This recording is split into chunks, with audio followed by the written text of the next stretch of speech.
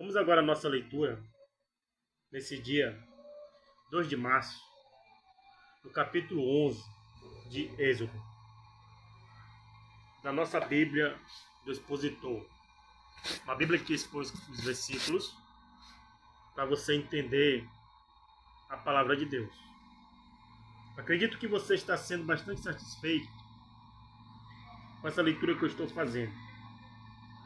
Se você estiver bastante satisfeito, dê um like, né?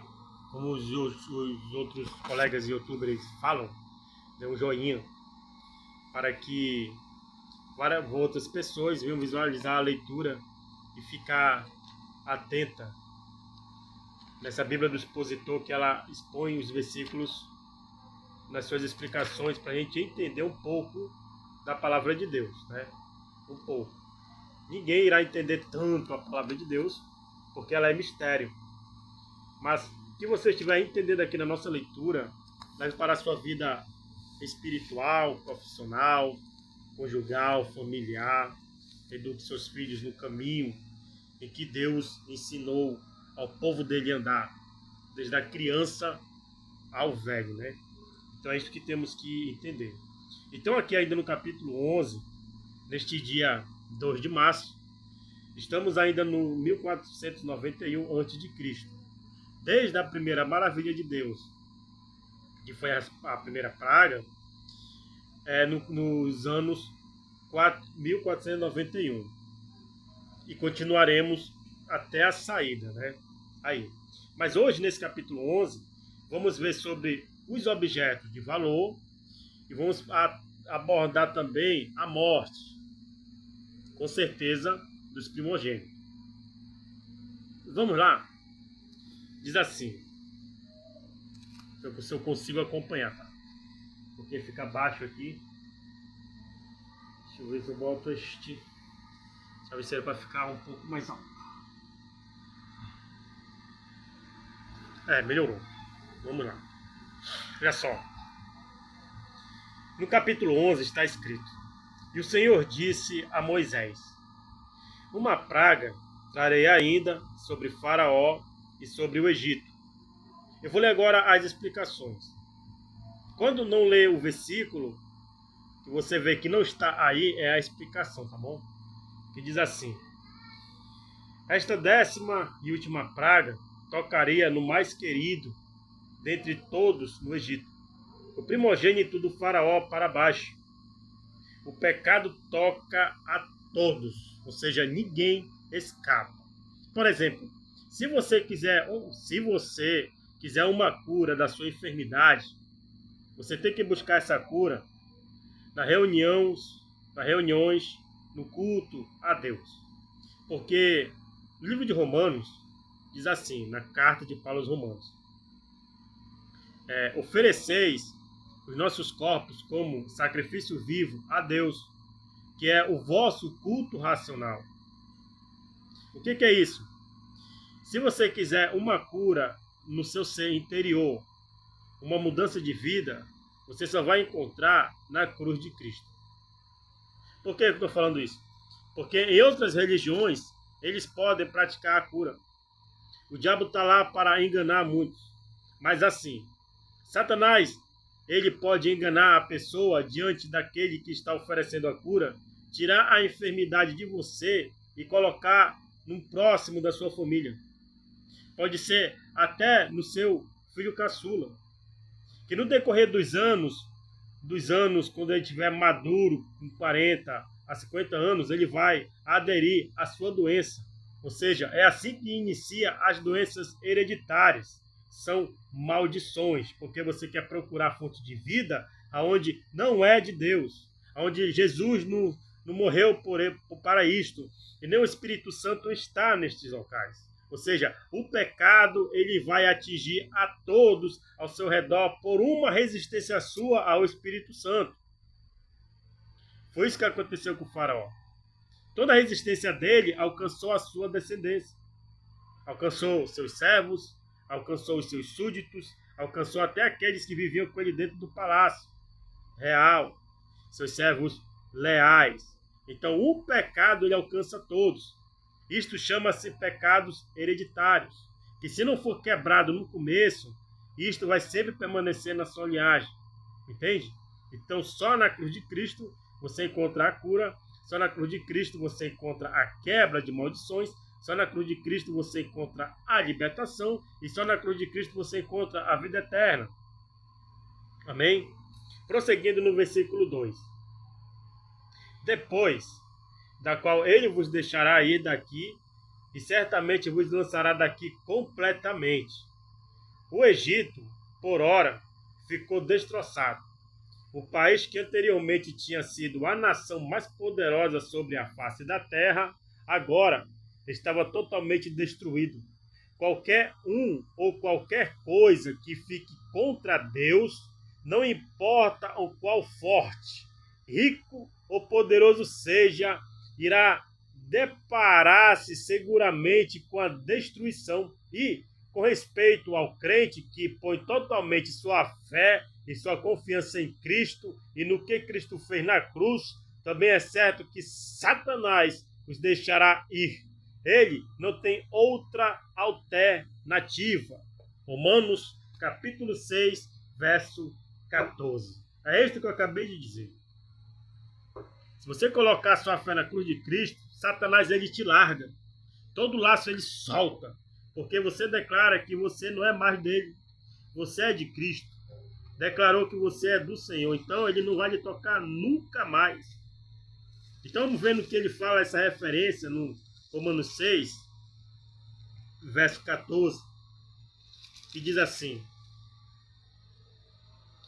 porque o pecado não terá domínio sobre vós, pois não estás debaixo da lei, mas debaixo da graça.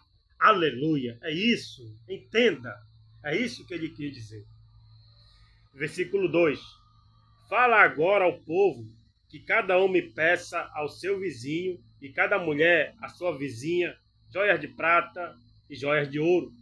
A palavra hebraica sha'al, traduzida em outras versões como tomar emprestado, na realidade deveria ser traduzida como pedir, emprestar. Tem a conotação de que o objeto obtido será devolvido. Entretanto, Israel não irá retornar ao Egito. Portanto, não havia nenhuma intenção de devolver esses artigos. E aos egípcios compreenderam bem isso, também por meio da prata e do ouro que foram dados aos israelitas em quantidades copiosas. O Senhor estava pagando Israel por seus anos de servidão ali. Portanto, eles saíram do Egito ricos. Aleluia! Glórias a Deus! E foram ricos para o deserto. Versículo 3. E o Senhor deu graça ao povo aos olhos dos egípcios. Também o homem Moisés era grande na terra do Egito, aos olhos dos servos de Faraó e aos olhos do povo. No início, Moisés foi desprezado, entretanto, pelo poder de Deus. A situação mudou radicalmente. Na era do reino vindouro, o mundo olhará a todo crente sob a mesma luz que o Egito nessa época olhava para Moisés. Ou seja, o mundo hoje nos despreza. O mundo hoje não dá mais crédito à palavra de Deus. Isto é a profecia do final dos tempos. Mas quando acontecer a destruição, eles irão dar crédito. Amém? Agora vamos falar da morte. Versículo 4. E disse Moisés: o Senhor tem dito assim: acredita-se que isso tenha sido dito depois do fim da praga das trevas. À meia-noite eu sairei pelo meio do Egito. Moisés dá a Faraó a palavra final do Senhor. E certamente foi uma estimativa arrepiante. Verdadeiramente era meia-noite para o Egito. O dia da graça já havia terminado e o julgamento final estava por começar. E todo primogênito na terra do Egito morrerá, desde o primogênito de Faraó, que se assenta no seu trono, até o primogênito da serva, que está de trás do moinho, e todo primogênito dos animais. A morte do primogênito no Egito constituiu um golpe severo. A monarquia era hereditária, e o primogênito era conhecido como o príncipe herdeiro coroado. As propriedades passariam ao filho mais velho, e em muitos casos, dos altos oficiais também.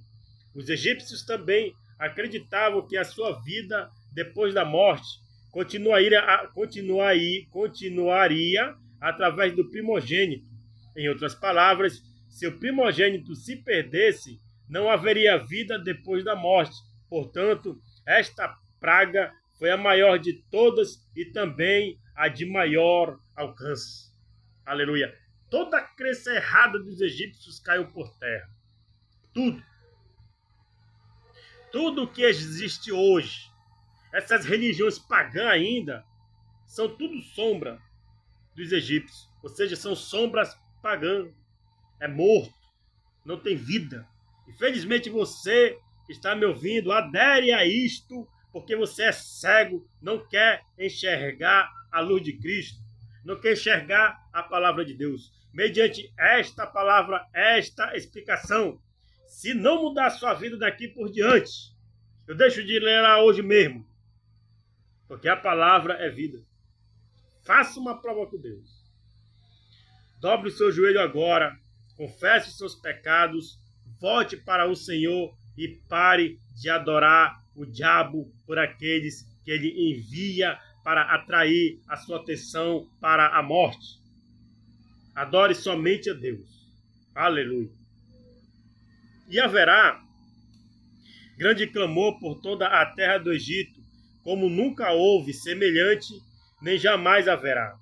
O clamor que foi registrado no Egito não era por culpa de um Deus amoroso e compassivo, e sim da obstinação de Faraó e também de um povo com corações endurecidos. Os homens têm a tendência de culpar Deus. Entretanto, se estudarmos mais cuidadosamente esta situação, veremos que Deus tratava com o Egito por meio de graça sobre graça. Mas os egípcios não se rendiam. Em tais casos, até o juízo de Deus deve ser tomado como a graça. Aleluia! Mas entre todos os filhos de Israel, desde os homens até os animais, nem mesmo um cão moverá a sua língua, para que saibais que o Senhor fez diferença entre os egípcios e os israelitas. Deus faz a diferença entre aqueles que servem e aqueles que não servem a Ele. Como é óbvio que há uma grande diferença entre os redimidos e os não redimidos. Os primeiros estão protegidos pelo Senhor, enquanto os últimos não desfrutam de tal amparo. Aleluia! Não precisa nem falar nada porque você entendeu esta palavra. E então descerão a mim, a Moisés, todos estes teus servos, os servos do Faraó, e inclinados diante de mim dirão: sai tu e todo o povo que segue a ti, saiam do Egito. E depois disto eu sairei. E saiu Moisés, muito zangado da presença de Faraó. Esta mensagem descreve Moisés empregando a última mensagem ao Faraó. É bem claro e nítido. Moisés saiu da presença do Faraó com grande irritação, porque ele sabia que tudo isto era desnecessário. Centenas de milhares morreriam, e a verdade é que nenhuma só pessoa precisava morrer.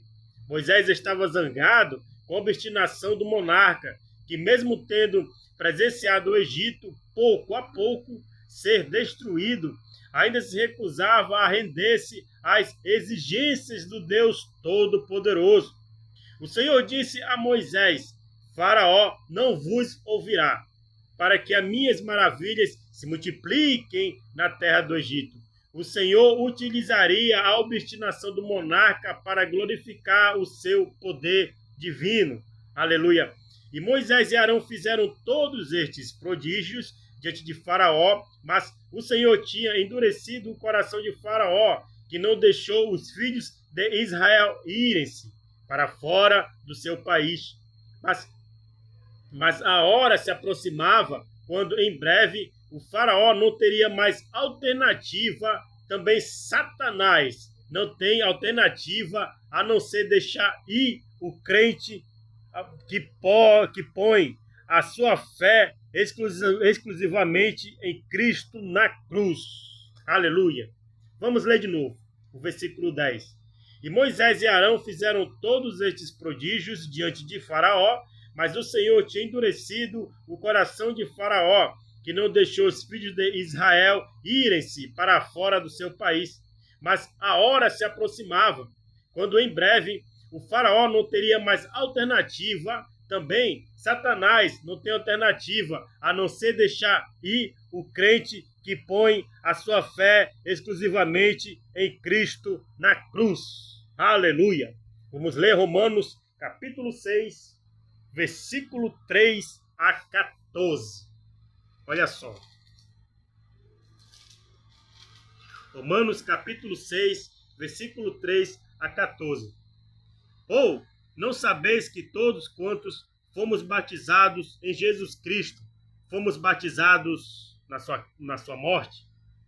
De sorte que fomos sepultados com ele pelo batismo na morte, para que, como Cristo ressuscitou dos mortos, pela glória do Pai, assim andemos nós também em novidade de vida. Aleluia! Porque se fomos plantados juntamente com ele na semelhança da sua morte, também o seremos na da sua ressurreição. Sabemos isto, que o nosso velho homem foi com ele crucificado, para que o corpo do pecado seja desfeito, a fim de que não sirvamos mais ao pecado. Porque aquele que está morto está justificado do pecado. Ora, se já morremos com Cristo, cremos que também com ele viveremos, sabendo que, havendo Cristo ressuscitado dos mortos, já não morre. A morte não mais terá domínio sobre ele. Pois quanto a ter morrido, de uma vez morreu para o pecado, mas quanto a viver, vive para Deus. Assim também vos considerai-vos como mortos para o pecado, mas vivos para Deus, em Cristo Jesus, nosso Senhor.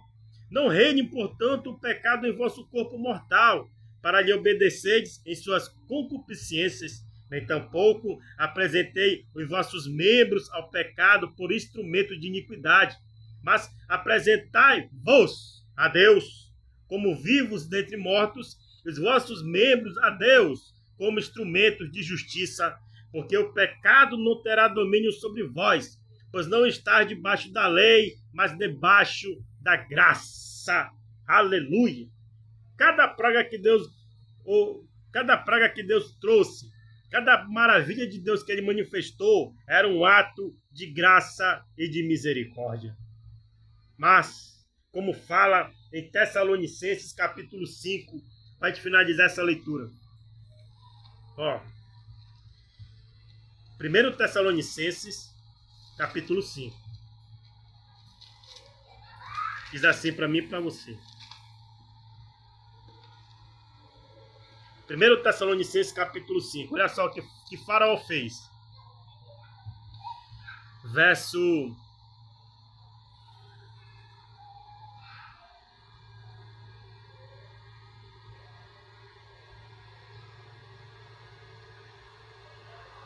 18 em diante. Em tudo. Aliás, vamos pegar aqui do versículo 12. 1 Tessalonicenses capítulo 5, versículo 12. Cada ato que Deus trouxe ao Egito era um ato de graça e de misericórdia. Olha só, que diz assim no versículo 12 em diante. E rogamos-vos, irmãos, que reconheçais os que trabalham entre vós e que presidem sobre vós no Senhor e vos admoestam, e que tenhais em grande estima e amor por causa da sua obra. Tende paz entre vós.